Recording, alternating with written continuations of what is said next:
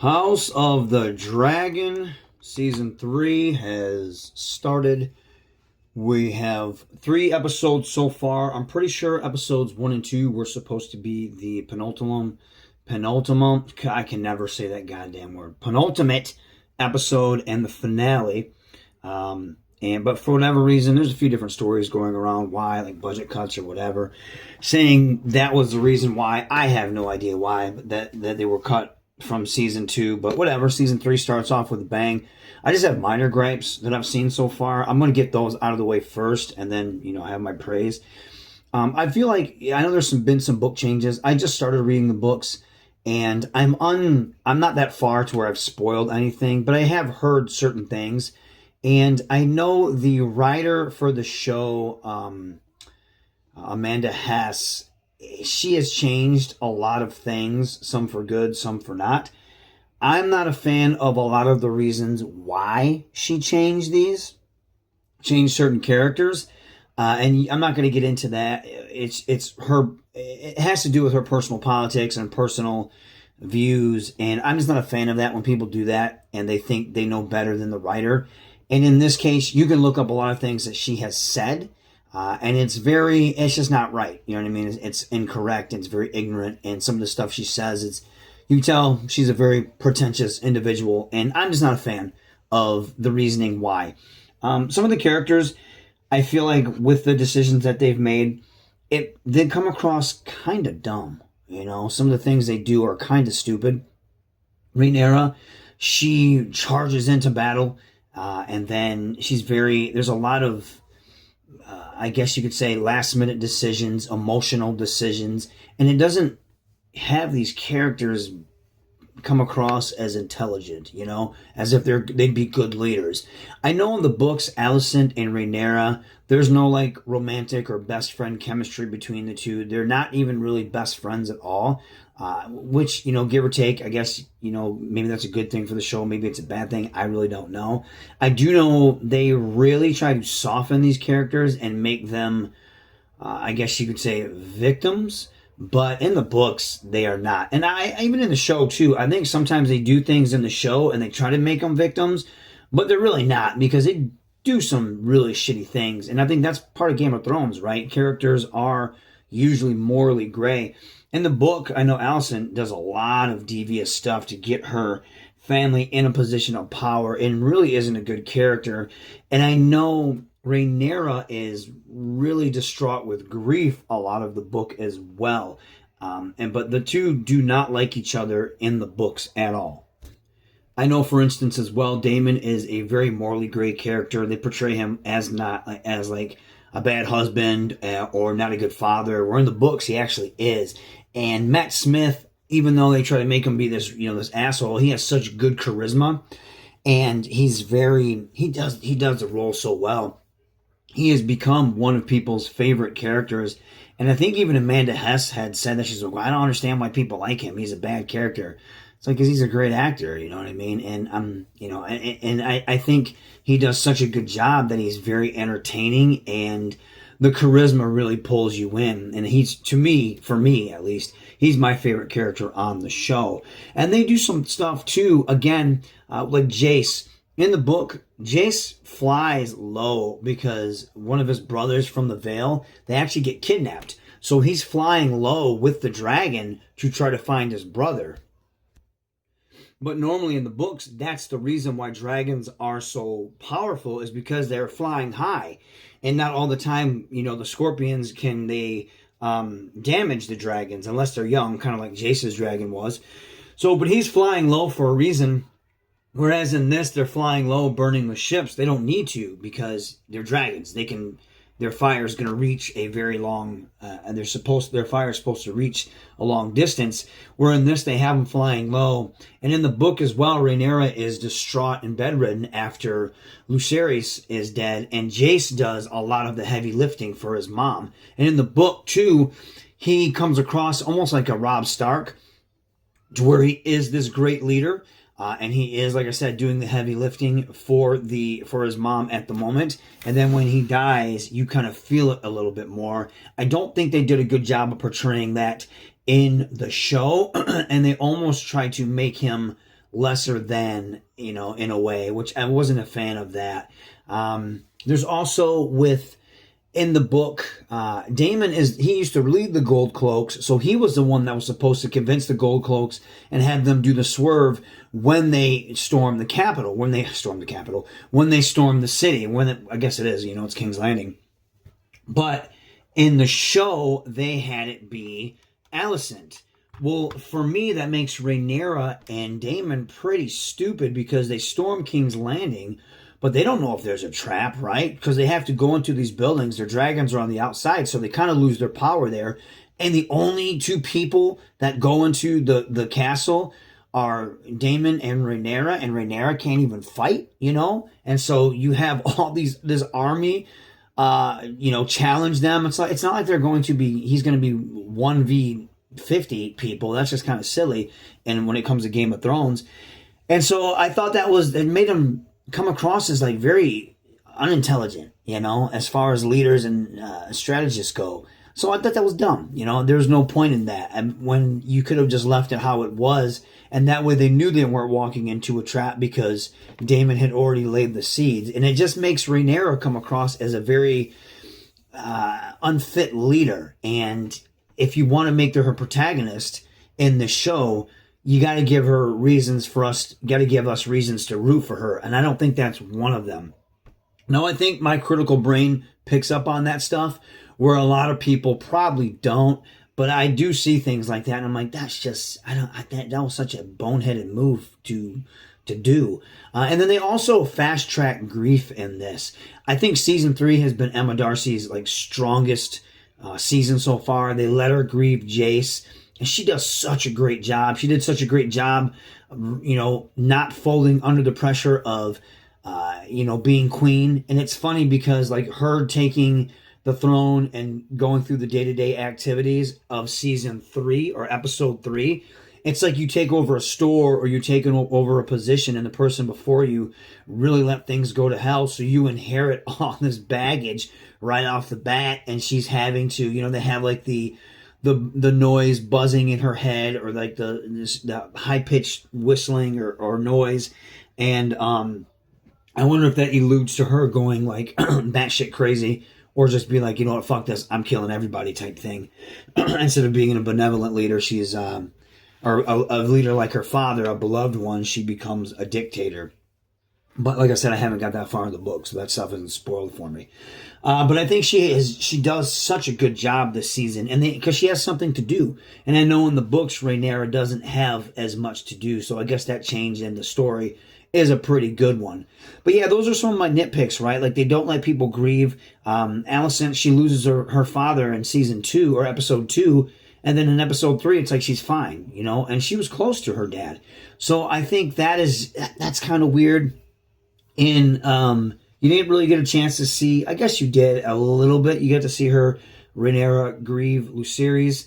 You also, really, Helena kind of gets over her grief very quickly and even makes a comment about one of her kids. Oh, it was a good thing that he died or something like that.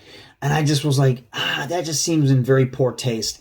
And you don't get a chance to see them grieve. And I get it. It's a TV show. So you kind of have to fast track some things. But there's been shows like X-Men 97, for example, that do a good job of getting the heartfelt moments across in a very small amount of time, where I feel like this is just, we just quickly gloss over a death and then we move on to the next thing. And that happens a lot for a lot of characters. Other than those small gripes and that nitpicking, I think the show's been great. Episodes 1 and 2 opened up very action-packed. It was very fun. I'm a big fan of Corlys and where his character has gone. I love the fact that we do see some progress with Rhaenyra actually getting the throne. I'm not a fan of Alicent. I think she's she already wanted to sacrifice her kids. And I know a lot of people are trying to simp for her and give her excuses, but she's a pretty shitty character. And I think people are trying to give certain characters excuses for very personal reasons. I won't really get into that. I know a lot of people don't like to, when I talk about certain things like that on on my videos, which I'm not going to get into it anyways. But I just feel like people are making excuses for characters because of they're trying to have like this moral high ground for certain things. It's Game of Thrones, man. They're flawed characters. We either root for them or we don't. And I do feel like, she makes some really shitty decisions, and she's ready to give up her kids very, very quickly. I do feel like Rhaenyra has been set up to fail. She has a lot of things that she has to take care of, and she's either going to piss off the nobles or she's going to piss off the common folk. She already pissed off Corlys. Granted, I understand Corlys's anger, but it's like, bro, you knew you had these kids and you just kind of denied them for years, and now you kind of want to make amends, which, to be honest, you can't be mad at him for trying to make amends. Sure, you can be mad at him for trying to make amends after so long, and maybe the reasons behind it because he lost everything and he wants to have this relationship with them. But at least he's doing it. Whether it's for the right or wrong reasons, it's whatever. It's happening. And I do feel like he has to he can be mad. I understand his anger, but he also has to understand that she is queen.